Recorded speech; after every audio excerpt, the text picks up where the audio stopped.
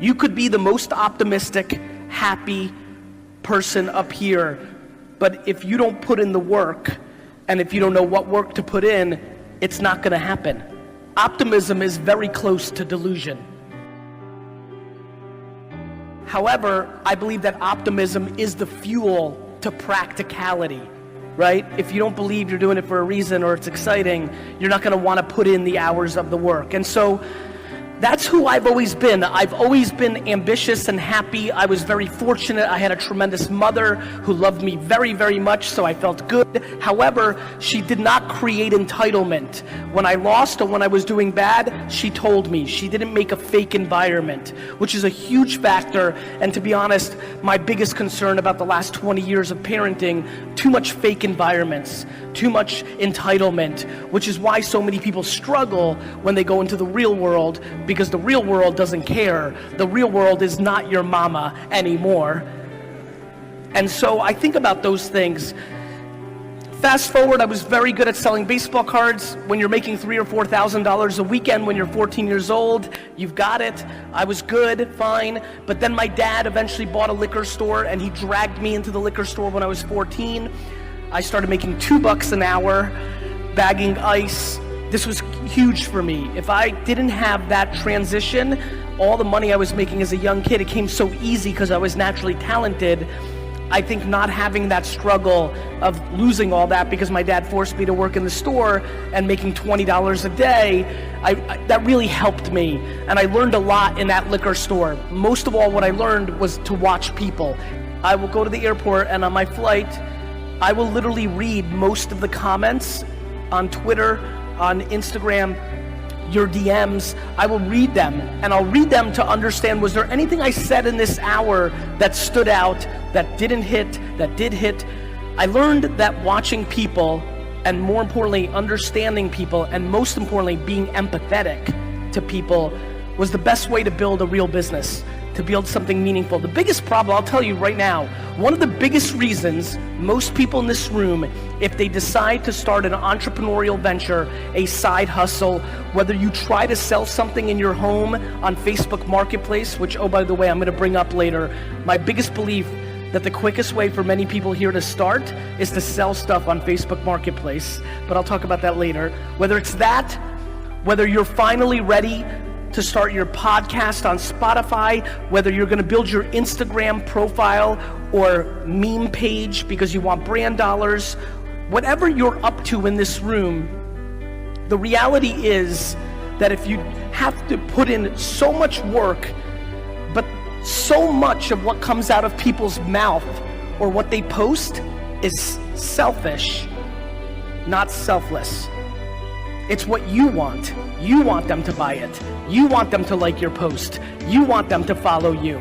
The biggest reason I have the luxury of standing here today is from the wine business, to the content I made on YouTube when it first came out, to everything I've done over the last 8 to 9 years in my books, in all my free content. I've always thought, how do I bring more value to you than I get in return? It's very simple. Karma, or doing the right thing, always works. The problem is, most people are impatient. The reason most people are impatient, especially in cultures like mine, Eastern European, in cultures like here, there's too many people in here that are trying to get successful too fast because they want to prove it to their parents. And in that impatience is a very important point. My friends, the number one thing I fear, period, is that people live their lives based on other people's opinions. The number one thing that I have seen as I've gotten older that has been very obvious to me is that most of the people here today do many of the things they do because of 1 to 5 people's opinions in their lives, whether their parents, their spouse, their older sibling, their neighbor. Living your life predicated on the judgment of somebody else is the great weakness of the human being. No matter how I tell you how to leave 500 comments on Instagram posts, or what time to post your posts, or why you should start a Spotify podcast tomorrow, or how you actually list an item on Facebook Marketplace, no matter what I tell you, if you post the first day and the person that you're worried about has a bad opinion of it, it's already game over. And so I flew all the way here, 24 hours, to put pressure on what is the most obvious conversation, which is, are you prepared to finally get quiet in your head and not allow the opinions of others to dictate your behaviors? Every person here knows what they want to do. If you're here today, there's something running through your mind that you want to do. There's no reason for you to be here today unless there's something running through your mind that you want to do. We were grown-ups already before the internet came. I was 18 years old. I'd lived my life, at least the childhood part of my life, without the internet. The biggest thing that excites me, especially in a mature internet market like here, WhatsApp and Facebook and Instagram and YouTube and Spotify, like, there's so much opportunity and you don't even have to leave your home. There was no building your life, after hours when I was growing up. When you had a job and you had to take care of something, you didn't then start another job because it was late. But now this allows it. The biggest thing that I want to get across in this little moment of this speech is everybody in here is taking this for granted. Your grandparents, your great-grandparents, your great-great-grandparents, they didn't have this. If you aren't succeeding or attacking your success with this in your hand, then what are you doing? Every single person here has the opportunity to create a profile and a presence online, whether it's yourself or your business or your idea, and the cost is zero. I love when people get mad when Facebook or Instagram's organic reach goes down. I keep reminding them it's free. Over the next year or two, Instagram's reach is going to go down because more ads are going to go in.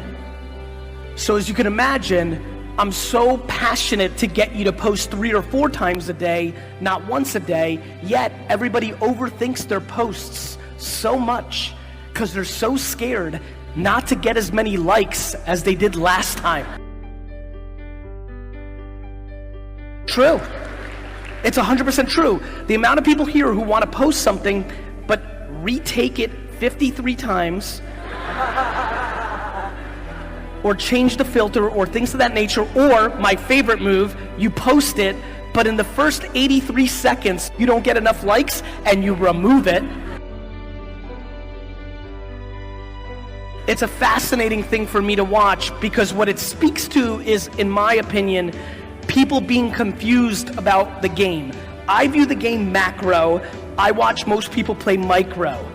You're not in the business of getting likes on Instagram, yet you're pandering to the machine of that. You're in the business of creating awareness for whatever you want. You want people to know what you want them to know, whatever that may be. Business, raise money for a charity, sell something, become a personal brand, whatever it might be. Whatever it might be, that's what you want, yet people get so caught up in the semantics. Listen, what I can tell you from my career is this repeats over and over and over again. In 2006, I started one of the first YouTube shows, period. It was the longest show on YouTube when I launched it. YouTube wasn't even a year old. I sat in front of a camera and I drank wine for 30 minutes and a lot of people watched it. A year later, Twitter came out, and I was one of the first people to move on that. I invested, because I got smarter at that point, but I also was one of the first people to amass 1 million followers on that platform. Before I did YouTube and Twitter, a year or two earlier, in America and many other parts of the world, MySpace had won and dominated, and there were people that won on that platform. If you pay attention to what happened on MySpace, if you pay attention to what happened on YouTube, if you pay attention to what happened on Twitter and then Facebook and then Vine and on and on and on, it's all the same game. In the beginning, if you move quickly, you can get more attention.